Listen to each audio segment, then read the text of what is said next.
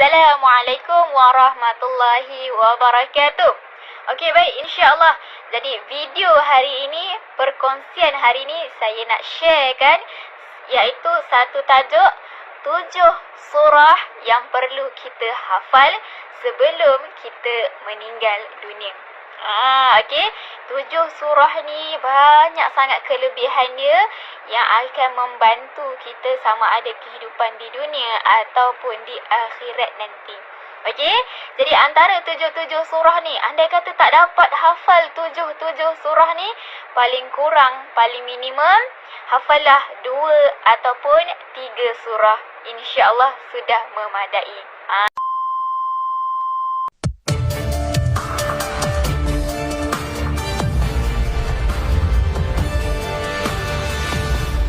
Subscribe dulu yang belum subscribe. Selamat menonton. Enjoy. Okey, jom kita tengok apakah 7 surah itu. Baik, surah yang pertama adalah surah Ar-Rahman. Surah Ar-Rahman. Baik, apakah kelebihan surah Ar-Rahman ni? Kenapa kita digalakkan untuk menghafal? Kenapa kita digalakkan untuk beramal? Okey, surah Ar-Rahman antara kelebihan dia iaitu yang pertama akan dapat meningkatkan rasa kesyukuran dalam diri. Okey, surah Ar-Rahman ni dia akan dapat meningkatkan rasa kesyukuran dalam diri sebab surah Ar-Rahman ni dia berkait rapat dengan rezeki. Okey, yang kedua iaitu siapa yang amalkan surah Ar-Rahman, insya-Allah matinya nanti seperti mati seorang syahid, mati syahid. Okey, dan kemudian yang ketiga dia akan mendapat syafaat pada hari kiamat nanti, insya-Allah. Okey, jadi itu adalah surah Ar-Rahman. Okey, surah yang kedua adalah surah Al-Waqi'ah. Surah Al-Waqi'ah. Surah Al-Waqi'ah ni kebiasaannya selalunya orang akan kaitkan dengan rezeki, betul? Okey, akan dikaitkan dengan rezeki. Jom kita tengok apa kelebihan surah Al-Waqi'ah. Yang pertama, dia akan dilimpahi dengan rezeki.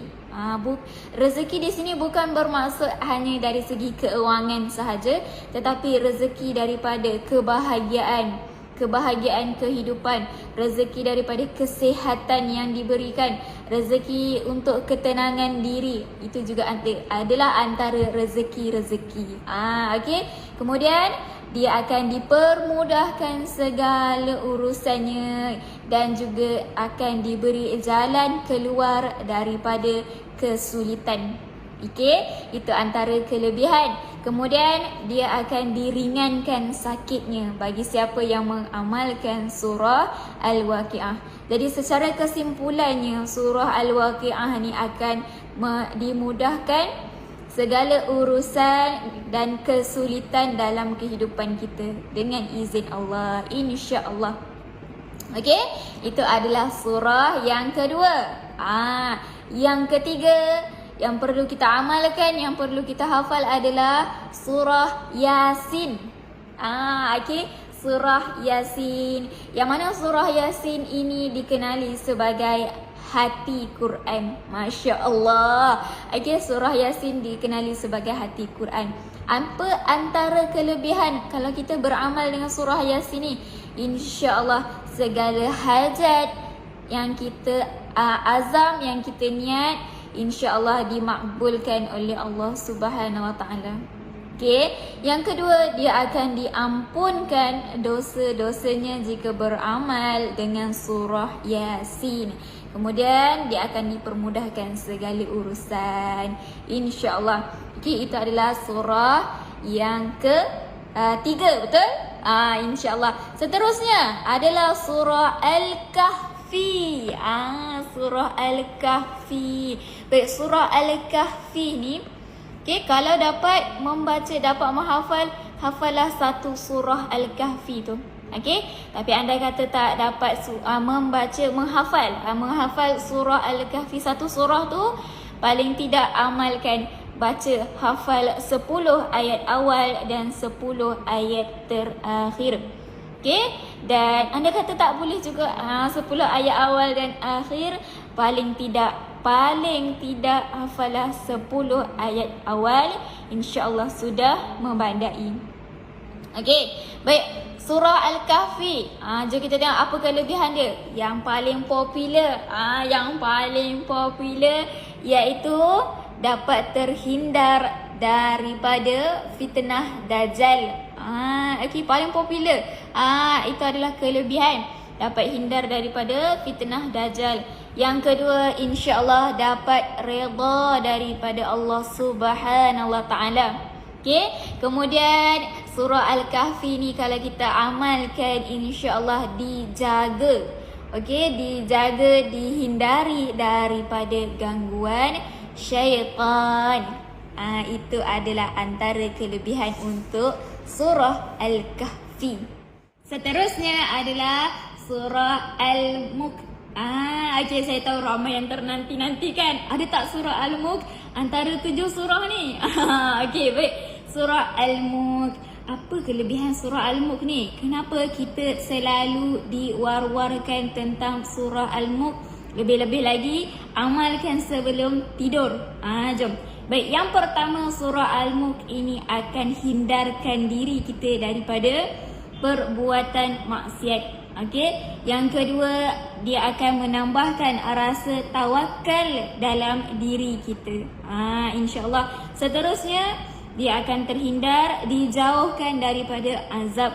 Dan kemudian kebaikan yang paling popular, yang paling famous, amal surah Al-Mulk akan hindarkan kita daripada azab siksaan kubur. Jadi kalau kita amalkan surah Al-Mulk ni, insya-Allah surah Al-Mulk ni akan teman kita di alam kubur. Surah Al-Mulk ni akan jadi peguam kita di alam kubur, insya-Allah. Okey, seterusnya adalah surah As-Sajadah.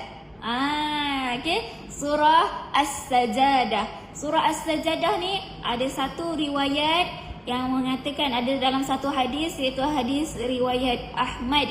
Apa berbunyi hadis tu, iaitu Nabi tidak akan tidur. Okey, Nabi tidak akan tidur sampai beliau membaca surah As-Sajadah dan surah Al-Mulk. Masya-Allah, jadi surah ni adalah surah yang diamalkan Nabi Muhammad sallallahu alaihi wasallam. Okey, dan yang terakhir, surah yang ketujuh adalah surah Al-Baqarah. Allah SWT, Al-Baqarah panjang, 200 lebih ayat dia. Okey, surah Al-Baqarah hafal, amalkan 2 ayat terakhir. Jadi boleh buka Quran, cuba tengok 2 ayat terakhir dalam surah Al-Baqarah. Okey, dalam surah Al-Baqarah ni ada satu hadis, iaitu daripada hadis riwayat Muslim, yang mana hadis itu berbunyi, siapa yang membaca 2 ayat terakhir daripada surah Al-Baqarah, maka akan diberikan kecukupan. InsyaAllah, jadi itu adalah surah yang terakhir. Jadi mulai hari ini, mulai sekarang, waktu ini, detik ini, okey, kita amalkan. Jom kita berazam, kita nak hafal antara kita nak hafal surah-surah ni, kita nak amalkan surah-surah ni. Okey, tak dapat hafal semua surah, jangan risau, memadai hafalah antara 2 atau 3 surah tadi. InsyaAllah, semoga dengan kita menghafal surah-surah ini, kita akan peroleh kebaikan di dunia dan juga di akhirat, InsyaAllah. Okey, jadi kalau rasa video ni bermanfaat, kita nak ajak orang lain beramal dengan surah-surah ni, kita nak orang lain juga dapat kebaikan, jangan lupa sharekan video ini. Okey, semoga kita mendapat manfaat bersama, semoga kita dapat ganjaran pahala bersama dengan kita share kebaikan, insya-Allah. Okey, terima kasih.